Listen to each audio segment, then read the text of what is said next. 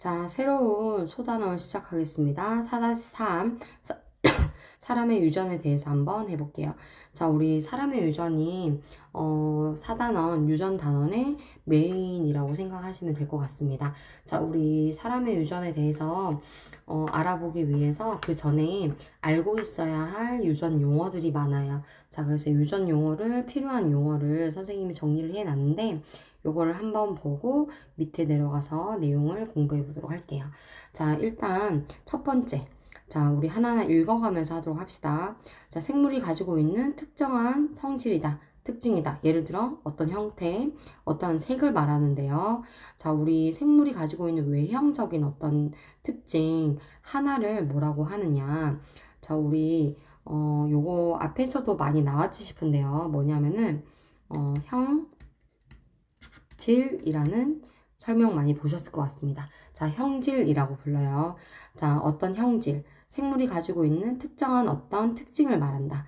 자, 그러면 여러분들 밑에 서로 대립 관계에 있는 형질이다. 자, 우리 둥글다 어떤 완두콩의 모양 중에 둥근 완두콩이 있고 주름진 완두콩이 있어요. 자, 완두콩의 모양은 둥근 거 혹은 주름진 거 이렇게 두 가지밖에 없습니다. 이와 같이 어떠한 형질 한 가지 이제 모양이죠. 지금은 모양에 대한 형질에서 서로 대립 관계에 있는 거. 자, 이거 아니면 저거. 자, 그 다음에 여러분 완두콩의 색은 노란색이거나 연두색인데요. 자, 색이라는 형질에서 이거 아니면 저거. 자, 지금 대립 관계에 있다고 볼 수 있겠죠. 자, 이와 같은 걸 우리는 뭐라고 하냐. 진짜 우리 대립이라는 말이 앞에서 설명을 했지만은 대응 관계라고 생각하시는 게 훨씬 더 낫습니다. 반대라는 뜻으로 받아들이면 안 돼요. 자, 그러면 서로 대립 관계에 있는 형질을 뭐라고 할까? 자, 우리 말 그대로 유전자 같은 경우에도 대응 관계에 있는 유전자를 대립 유전자라고 했잖아요. 자, 그거랑 똑같습니다. 자, 이번 뭐라고 하면 되겠어요? 대립 형질이라고 하면 좋겠죠? 자, 그 다음에 자, 두 번째 있는, 자, 괄호 한번 보겠습니다. 자, 겉으로 드러난 형질. 자, 우리 형질 중에 겉으로 보이는 게 있겠죠. 자, 아까도, 모양에서 둥글다, 노랗다는 바깥으로 드러난 거예요. 자, 그러면 여러분, 이와 같은 형질, 요건 좀 알아둬야 될 필요성이 있어요. 자, 2번은 여러분들이 잘 알아둬야 되고, 뭐, 그렇다고 달달달 외울 정도가 아니라 많이 평상시에 쓰는 단어이기 때문에, 자, 지금 빨리 익히는 게 더 도움이 될 것 같습니다. 그래서 별표 쳤고요. 자, 겉으로 드러난 걸 뭐라고 하느냐. 자, 표, 현, 형이라고 합니다. 자, 그 다음에 밑에, 자, 가지고 있는 유전자를 기호로 표시한 거. 자, 우리 겉으로 보이는 게 뭐 둥글다. 자, 그런데 왜 둥근 거야? 자, 그 이유는 유전자를 어떻게 가지고 있기 때문이겠죠. 자, 그래서 그 아이가 가지고 있는 유전자에 대해서 그거를 기호로 나타낸 것을 무엇이라고 하느냐. 유전자형이라고 합니다. 자, 그럼 여러분, 요거를 뭔 말인지 잘 모르겠다 하는 경우에, 자, 이렇게 하면 여러분들이 쉬울 것 같아요. 자, 평상시에 여러분, 혈액형에 대해서는 좀 많이 아시잖아요. 자, 우리 혈액형에 대해서, 자, 우리 겉으로 보이는 혈액형의 형질에는 어떤 게 있어요? 대립 형질이 어떤 게 있습니까? 자, 우리, 뭔가 혈액형에서 형질에서 대응 관계에 있는 게 무엇이냐라는 뜻이겠죠. 자, 그러면 혈액형은, A형도 있고요. 자, 그 다음에 B형도 있고요. 자, 그 다음에 뭐 AB형도 있고요. 자, O형도 있죠. 자, 그럼 여러분, 이와 같이 겉으로 드러난 이 같은 형질은 무엇이라고 하면 되느냐? 자, 이와 같은 걸 바로 표, 현, 형이라고 하면 되겠습니다. 자, 그러면 여러분, 이 중에서 자, 하나만 가지고 한번 해볼게요. 자, A형 같은 경우에 모든 사람이 유전자가 똑같은 게 아니죠. 자, 이 사람이 어떻게 해서 A형이 된 거야? 자, 우리 경우에 따라서는 어떤 사람이 있느냐 하면은 A 유전자 하나랑 A 유전자 두 개 가진 사람이 있고요. 자, 그 다음에 A와 O 이렇게 가지는 사람도 있죠. 자, 그래서 여러분들 유전자형이 표현형하고 개념이 어떤 관계에 있는지를 명확하게 알아두셔야 자, 여러분 나중에 문제를 풀 때, 자, 혹은 뭐 여러분 답을 할 때, 헷갈리지 않고 잘못되지 않은 답을 할 수 있습니다. 자, 지금 이와 같이 이 사람이 어떤 유전자를 가지고 있는지를 써본 것을 무엇이라고 한다. 유전자형이라고 하고요. 자, 그리고 이에 따라서 겉으로 어떤 형질을 가지게 되겠죠. 자, 우리는 그것을 무엇이라고 한다. 표현형이라고 합니다. 자, AA, AO 이와 같이 가지고 있는 유전자를 표현을 한 걸 뭐라고 한다? 유전자형이라고 합니다. 자, 그럼 여러분 밑에 3번 한번 가볼게요.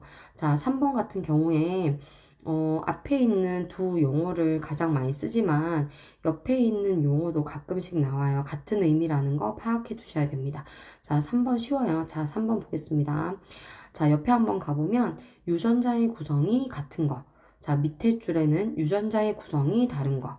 자, 지금 여러분 아까도 설명을 했지만 A형의 경우에 유전자가 AA, 두 개 똑같은 AA를 가지고 있는 사람도 있지만 AO, 다른 유전자를 가진 사람도 있잖아요. 그쵸? 자, 그래서 여러분들 유전자 구성이 같은 거.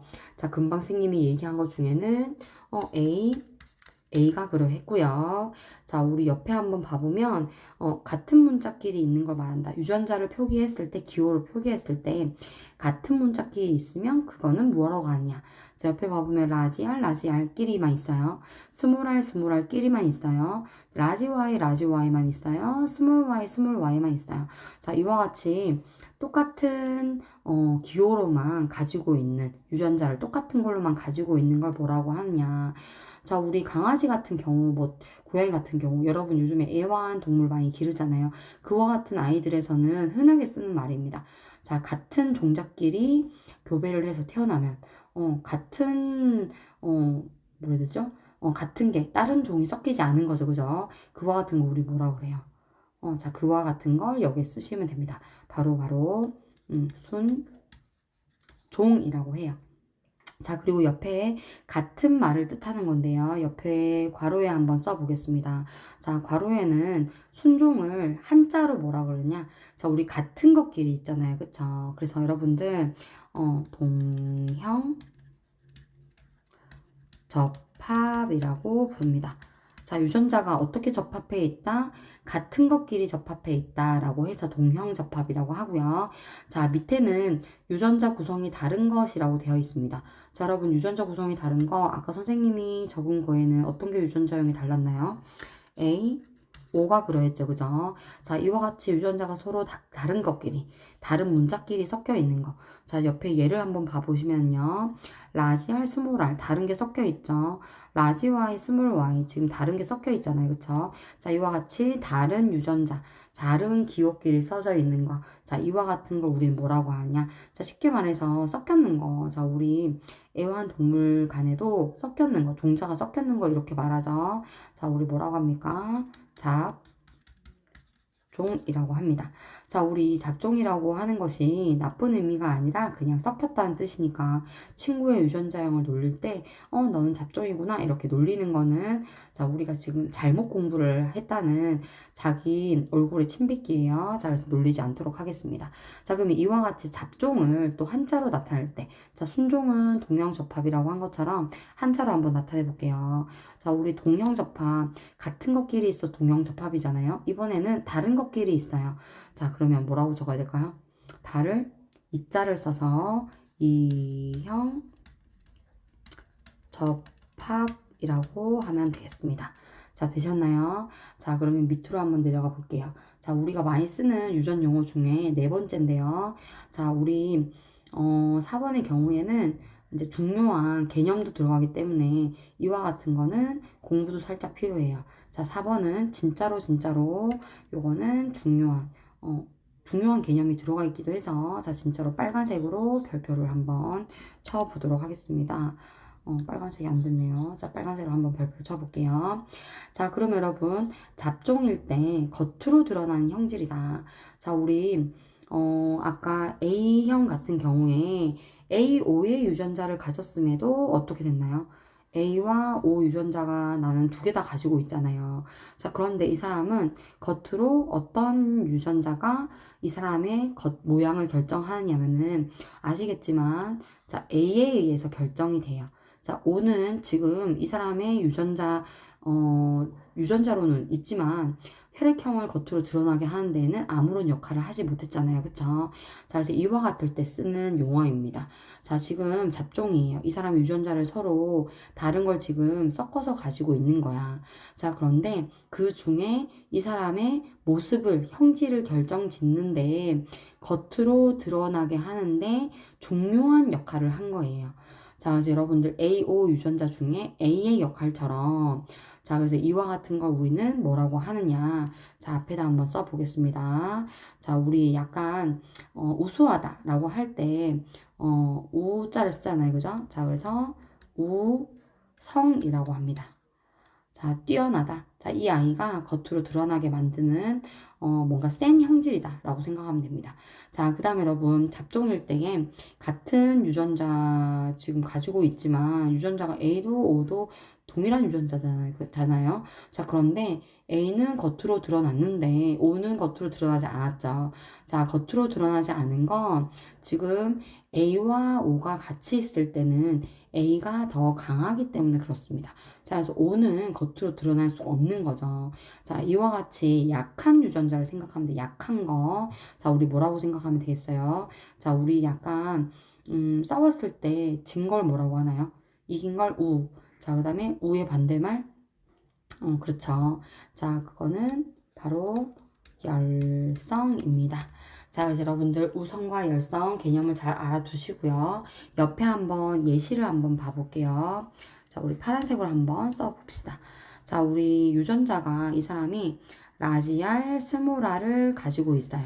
자, 지금 라지알은 뭐냐면은 둥근 거고요. 스몰알은 뭐냐면은 주름진 거예요. 자, 그래서 이 아이는 지금 완두콩에서 유전자인데요. 자, 둥근 거랑 주름진 걸 동시에 가지고 있어. 자, 그런데 겉으로는 무슨 모양이 됐어? 둥글다가 된 거잖아요. 자, 그러면 여러분, 이때 알 수 있는 것보다, 자, 둥근 게 주름진 거에서 싸웠을 때 이기는 거죠. 그쵸? 자, 그래서 이긴 걸 뭐라고 한다? 겉으로 드러난 걸 뭐라고 한다? 우성이라고 한다고 했죠. 자, 지금 뭐가 우성이야? 둥근 것이 우성이에요. 자, 그 다음에 여러분 밑에 한 번 더 봐보면 라지알, 스몰알, 라지알은 둥근 거, 스몰알은 주름진 거야. 자, 그런데 둥글게 됐어요. 그 이유는 뭐다? 겉으로 드러나지 않고 징계에 있다는 거죠. 그죠? 자, 징계 뭐예요? 자, 겉으로 드러나지 않은 거. 주름진 게 바로 열성이 되겠습니다.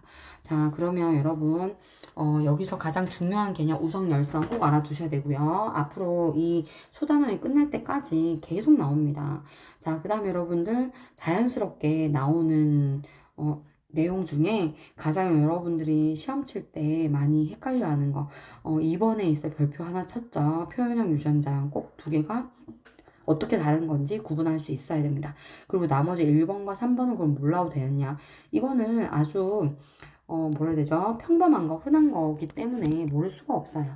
자, 그러면 밑에 넘어가 보도록 하겠습니다. 자, 우리 요거는 교과서에 나오는 내용을 선생님이 정리를 해봤어요. 자, 131페이지에 보면은 부모의 유전자가 자손에게 유전되는 원리. 자, 이게 정리되어 있어요. 자, 근데 요거를 선생님이 한번 정리를 해봤어요. 여러분들이 모르면 안 되고. 자, 그 다음에 앞으로 나가는 내용에 아주 연관이 크기 때문에. 자, 그러면 한번 1, 2, 3번 한번 보겠습니다. 자, 우리 1번. 생물의 형질을 결정하는 유전자는 자, 어디에 있을까? 자, 우리 어디에 있어요? 자, 생물의 형질을 결정하는 유전자는? 자, 일단, 나의 유전자는 엄마에게, 아빠에게 받았어요.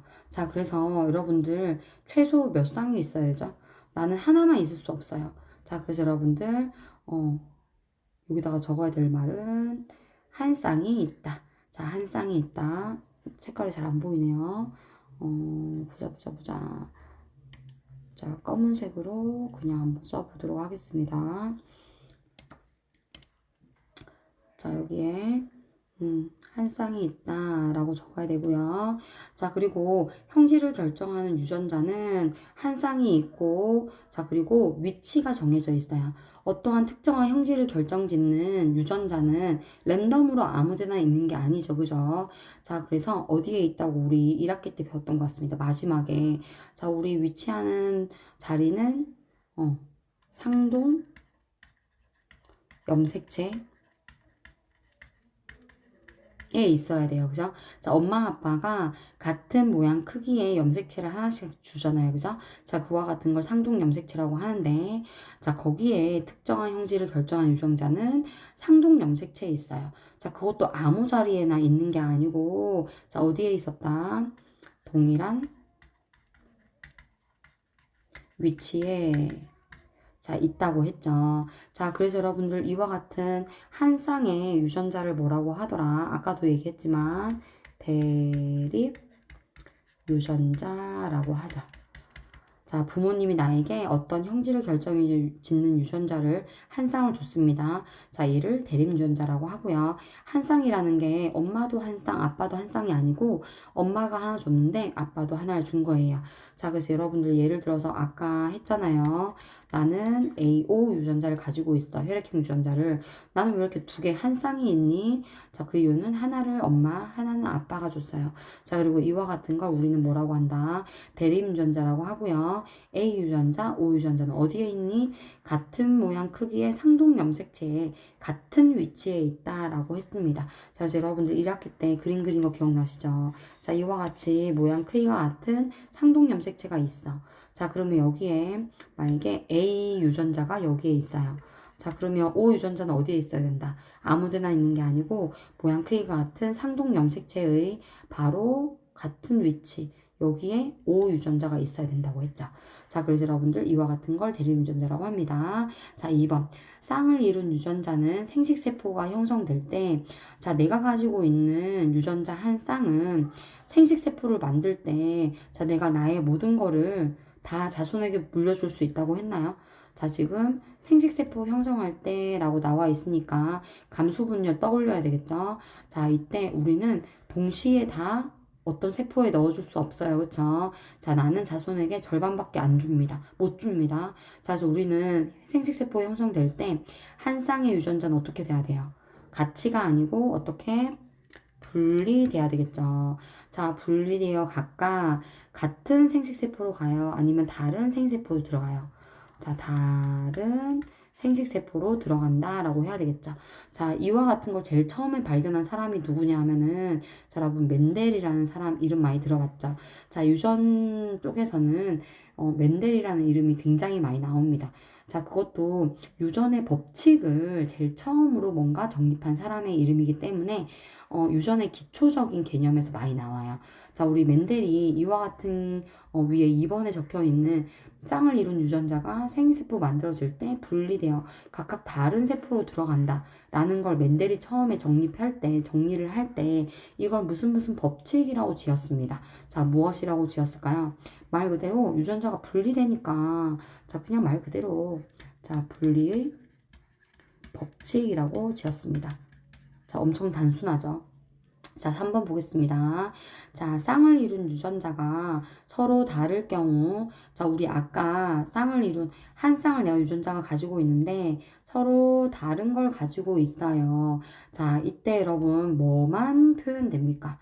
자, 우리 둘 중에 내가 가진 것 중에 둘 중에 싸워서 이기는 게 있다고 했죠. 자, 그게 뭐라고 했죠? 바로 우성이라고 했죠. 자, 그래서 겉으로 우성만 표현이 되며, 자, 겉으로 표현되지 않는 게 있죠. 뭐였습니까? 자, 우리 그와 같은 거 뭐라고 한다 했죠? 열성이라고 한다 했죠. 자, 열성의 형질은 표현되지 않아요. 자, 이 또한 멘델이 처음으로 정립을 했습니다. 자, 멘델이 이와 같은 걸 처음에는 법칙이라고 세웠었는데, 자, 우리 모든 유전자가 다 우성이 있고 열성이 표현되지 않고 이와 같은 건 아니라는 걸 한참 뒤에 나중에 다른 과학자가 알게 됐어요.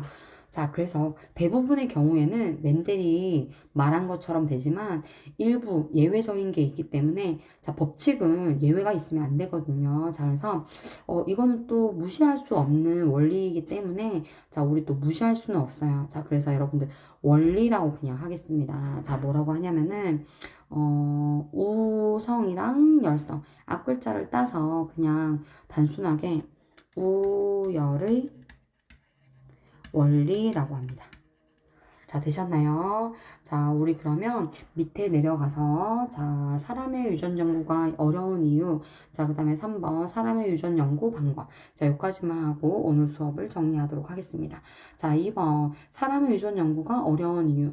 자, 우리 사람으로 유전 연구가 어렵다. 정확하게 말하면, 유전 연구 중에서도 자 우리 모든 유전 연구를 말하는 게 아니고요. 자 사람을 우리 뭐 멘델이 완두콩을 교배를 시켜가지고 완두콩에 이제 어떻게 완두가 열리냐, 꽃이 어떻게 피냐 뭐 이런 걸 연구했어요. 근데 사람의 경우에는 그렇게 자 멘델이 한 게 어떤 연구 방법일까요? 직접 막 교배시킨 거잖아, 그치? 자 그래서 이와 같은 건 직접적으로라고 하면 됩니다. 자, 직접적으로 사람의 유전 연구가 어려운 이유.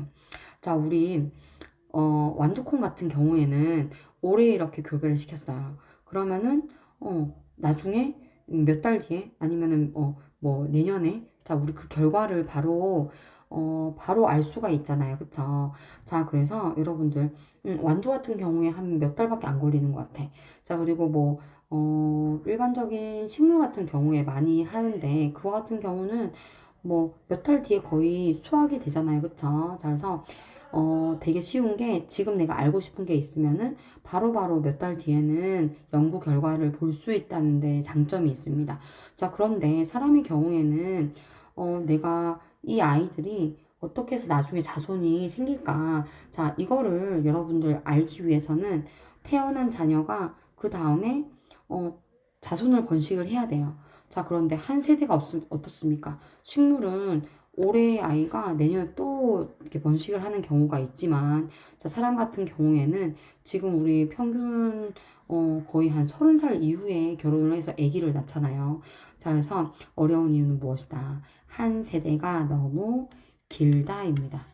자, 그래서 자손을 뭔가 교배를 통해 우리가 자손을 봐야 되는데 그거를 너무 오랜 시간이 지나서야 확인할 수 있으니까 어려운 거죠. 자, 그 다음에 완두 같은 경우에 예를 많이 드는 이유가 완두가 멘델이 연구한 유전 생물이잖아요. 자, 그래서 완두 같은 경우에는 좋았던 게 주렁주렁 완두콩이 열려요. 자, 근데 사람의 경우에는 어때요? 사람은 만약에 임신을 했어. 자, 그러면은 해봤자 뭐 쌍둥이 몇 명밖에 안 나오잖아요. 그쵸? 자, 그리고 또 그 다음에 자손을 번식을 한다 했을 때에는 또 몇 년 뒤에나 태어나잖아요. 자, 그래서 자손의 수가 얼마 안 돼요. 여러분들 형제자매 몇 명 됩니까? 선생님은 2명이거든요. 자, 그래서 만약에 남자와 여자의 성비는 어떻게 되지? 유전적으로 보면은 반반이잖아요. 그쵸? 자, 근데 어떤 집은 보면은 남자애밖에 없어. 우리 집은 여자애밖에 없는데요. 자, 이 이유가 뭐다? 우리가 확률적인 거잖아요. 그쵸? 반반이라는 건. 자, 그런데 사람은 자손을 너무 조금밖에 안 낳는 거죠. 자, 사람으로 그래서 직접적으로 교배를 해서 연구를 하기가 어려운 이유가 자손의 수가 너무 적다입니다. 자, 그 다음에 3번. 자, 이 가장 심각한 이유죠. 자, 나는 이 아이와 이 아이가, 아이를 낳으면 어떻게 될지 궁금한 거야. 자, 그래서 유전 연구가 그 다음에 이제 나는 하고 싶은데, 자, 사람 같은 경우에는 내가 원하는 게 이 둘이 어떻게 자손을 태어나게 할까? 이게 궁금하다고 해서 의도적으로 자유롭게 교배를 시킬 수 있나요? 자, 완도 같은 경우는 가능하지만 사람은 불가능하죠. 자유로운 교배가 어떻다? 가능? 아니죠? 자, 불가능하죠. 자, 그리고 4번. 자, 우리 사람의 유전자는 지금 뭐 아니면 또 이렇게 뚜렷하게 나타나지가 않습니다. 자, 그래서 유전 연구를 할 때 뭔가 뚜렷하게 나타나야 어떤 유전자가 어떤 영향을 미치는지 알 수 있는데 뚜렷하지 않아서 연구를 하기가 힘든 거예요. 자, 그 다음에 5번. 자, 사람의 유전은 유전자를 어떻게 가지고 있기 때문에 어떤 모양이 되느냐. 자, 이게 유전자로만 결정되지 않아요. 참 힘들죠. 유전자로만 결정되면 참 좋은데 유전에다가 유전이 유전자에다가 또 어떤 것이 영향을 자꾸 줘버리는 거야. 자, 그게 바로 무엇이냐면은 자, 사람의 경우에는 환경의 영향을 굉장히 많이 받습니다. 자, 그래서 여러분들, 몸무게, 키, 이와 같은 거 어떻게 되는 거지? 자, 이럴 때 확실하게 말하지 못하는 이유가 뭐예요? 아무리 과학이 발전해도 잘 말할 수 없는 이유가 유전자가 결정짓긴 하지만 환경이 너무 영향을 많이 주는 거지. 자, 그래서 유전이 이렇다라고 말을 잘 하기 힘든 겁니다. 자, 그래서 사람의 유전 연구가 어려운 이유는 이렇고요. 자, 밑에 그래서 사람의 유전 연구는 어떻게 하느냐? 자, 주로 간접적으로 많이 합니다. 자, 그래서 간접적인 방법이 사람의 경우에는 많이 쓰고요. 자, 이때까지 태어났는 사람을 역으로 추적을 해서 가계도를 살펴보는 거. 자, 그 다음에 이 집단 내에서 유전자가 어떤 영향을 미치는지 집단 내에서 분석하는 거. 자, 그 다음에 쌍둥이를 가지고 연구를 하는 거예요. 자, 그래서 쌍둥이 같은 경우에 완벽하지 않잖아요. 유전자가 똑같은 일란성 쌍둥이라도 환경의 영향을 받아서 막 달라지잖아요. 그쵸? 그래서 환경의 영향을 어떻게 받는지, 유전자만으로 이것이 결정되는지, 이와 같은 걸 연구할 수 있습니다. 자, 그리고, 사람의 경우라도 직접적으로 뭐, 이렇게 연구를 할 수 있는 방법이 있어요. 과거에는 불가능했지만, 최근에는 좀 할 수 있게 됐습니다. 자, 말 그대로 교배를 통해서 하는 게 아니라, 그 사람의 지금 형질은 알 수 있잖아요. 자, 그래서 그 사람의 유전자, 뭐 아니면 염색체, 이와 같은 걸 분석하는 거죠. 자, 그래서 핵형 분석을 해서 이 사람이 지금 어떤 점에 문제가 있어서 이러한 표현형이 나타났을까. 자, 그 다음에 이 사람이 가지고 있는 형질이 어떤 유전자 때문에 그런가 직접적으로 유전자를 분석을 해보는 거죠.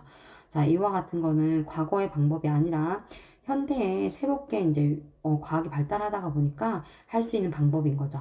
자, 위에 우리가 옛날에 이제 오리지널로 많이 연구했던 위에 이러한 방법은 간접적으로 밖에 할 수 없다는 거.